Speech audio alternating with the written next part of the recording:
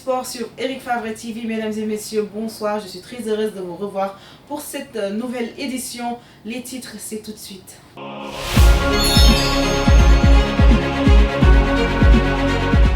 Cérémonie d'ouverture de la compétition mondiale Coupe du Monde 2026. La chanteuse colombienne habituée de la Coupe du Monde a illuminé la cérémonie d'ouverture au Mexique. Le Mexique lance idéalement son mondial et s'offre l'Afrique du Sud en ouverture. Nous y reviendrons tout à l'heure. Après 2 matchs de préparation à la Coupe du Monde fin mai et début juin, le Sénégal a reculé d'un pas du classement FIFA. Les champions d'Afrique se retrouvent ainsi à la 15e place. Le développement, c'est dans une poignée de secondes.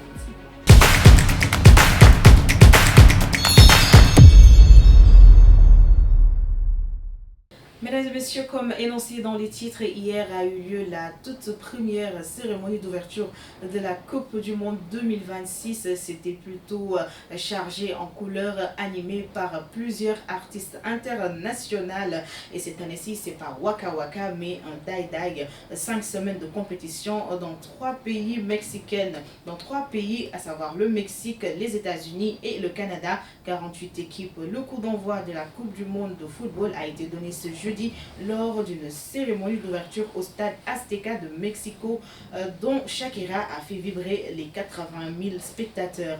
Comme il y a 16 ans en Afrique du Sud, Shakira a été la star de cette cérémonie. Après l'hymne du mondial 2010, Waka Waka, This Time for Africa, devenue un tube, la colombienne, lunettes de soleil, body jaune et jupe mauve, est apparue dans l'enceinte et a entonné Dai Dai, une des chansons créées pour le mondial 2026, associée à l'étoile montante nigériane Burna Boy, un titre en espagnol et en anglais mêlant afrobeat et rythme caribéen, interprété au milieu de dizaines de danseuses et de danseurs. Avant le match entre le Mexique et l'Afrique du Sud, un autre star a fait son apparition, l'actrice mexicaine Salma Hayek, en tailleur rouge et foulard rouge et vert aux couleurs de son pays. Elle est venue lancer la cérémonie protocolaire. Les drapeaux des 48 pays en lice ont ensuite été disposés autour du rond central.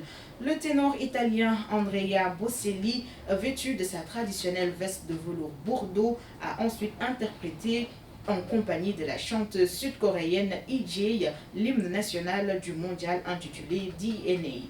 Un mélange d'opéra et de musique électronique produit par le DJ français David Guetta. Telle était la cérémonie d'ouverture qui a eu lieu au Mexique pour la Coupe du Monde 2026.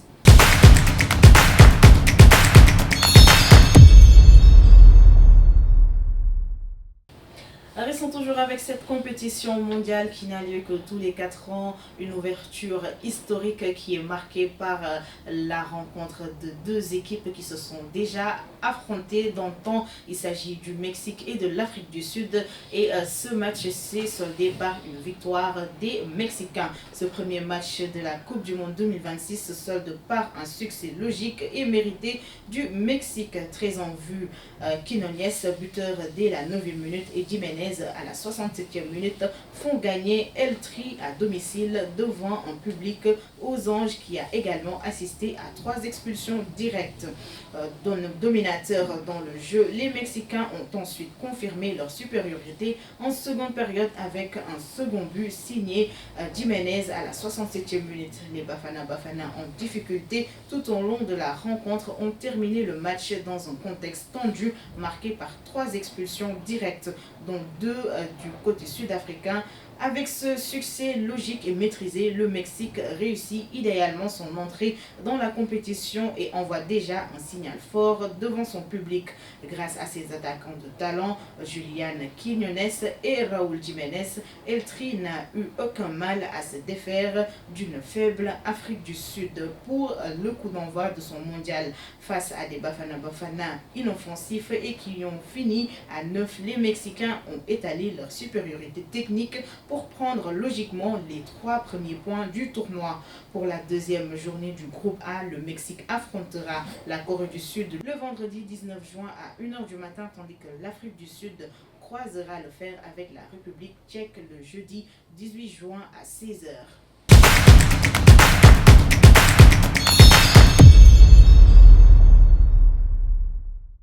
Passons maintenant à l'arrivée des Lions de la Teranga qui sont bien arrivés dans le New Jersey hier et ont eu un accueil très chaleureux de la part des Sénégalais résidant aux États-Unis. L'équipe d'Eric Favre TV présente sur les lieux nous ont offert une magnifique prestation de l'arrivée des Lions. Allons tout de suite voir l'élément puis revenir sur le plateau. Ici même, l'arrivée des Lions. Oh, oh, oh!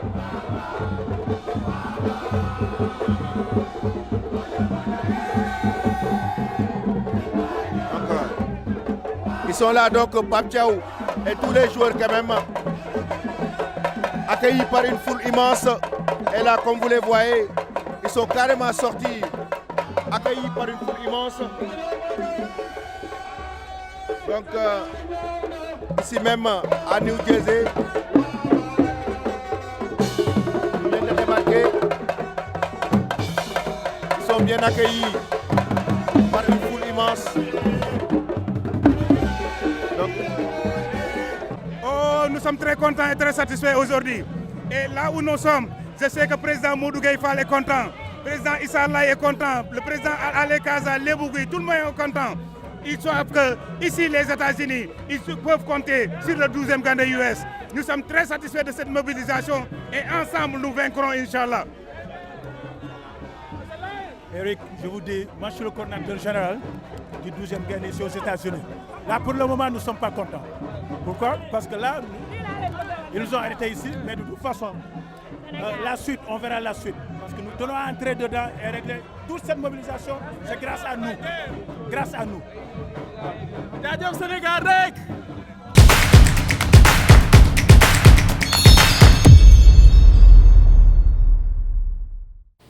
Restons toujours avec l'équipe sénégalaise pour cette Coupe du Monde.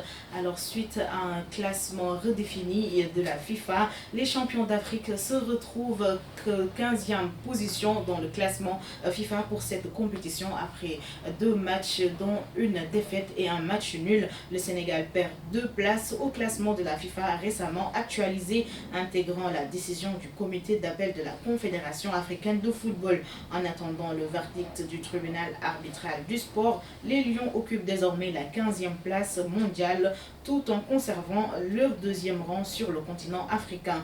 Sacrés champions d'Afrique sur le terrain, les hommes de Pape Thiaw ont toutefois été rétrogradés à la suite d'une décision administrative liée à la finale. Cette sanction a impacté leur total de points et explique ce recul. Malgré ses performances convaincantes lors de la dernière trêve internationale marquée par des victoires face au Pérou et à la Gambie, sur le plan continental, le Sénégal reste derrière le Maroc, toujours 8e mondial. Les Lions conservent néanmoins une marge sur leurs poursuivants, notamment le Nigeria, 3e africain et 26e mondial derrière l'Algérie, pointe à la 28e place mondiale, suivie de l'Égypte, 29e. La Côte d'Ivoire grimpe à la 34e position, tandis que la Tunisie occupe la 44e place devant le Cameroun en recul. Au niveau mondial, le classement reste dominé par la France devant l'Espagne, l'Argentine et l'Angleterre qui occupent les premières places.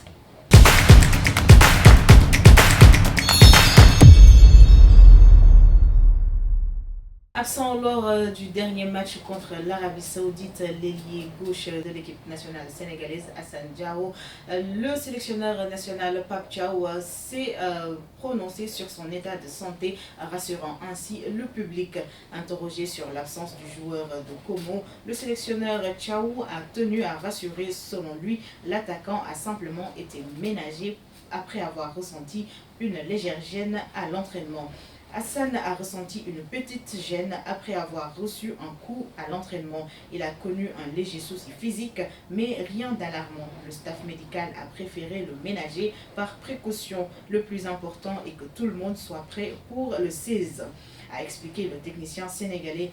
Sauf contretemps de dernière minute, Hassan Diao devrait ainsi être opérationnel pour affronter la France mardi lors de l'entrée en compétition du Sénégal.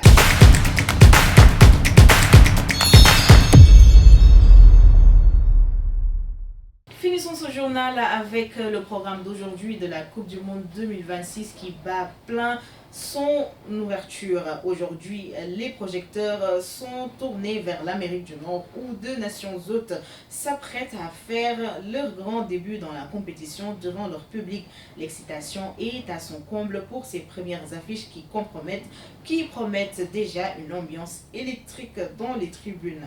Dans le groupe B, le Canada accueille la Bosnie-Herzégovine pour son entrée en lice. Les Canadiens auront l'avantage d'évoluer à domicile dans l'enceinte chaleureuse de Toronto, un atout majeur pour lancer idéalement leur tournoi face à un adversaire européen toujours difficile à manœuvrer.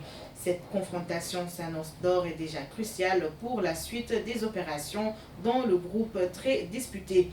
Plus tard, ce sera au tour des États-Unis de faire vibrer leurs supporters dans le groupe D. Les Américains croiseront le fer avec le Paraguay dans la banlieue de Los Angeles, au cœur d'un stade ultra-moderne. Face à une solide formation sud-américaine réputée pour sa rigueur défensive, la sélection américaine devra se montrer particulièrement inspirée pour s'offrir une première victoire à la maison.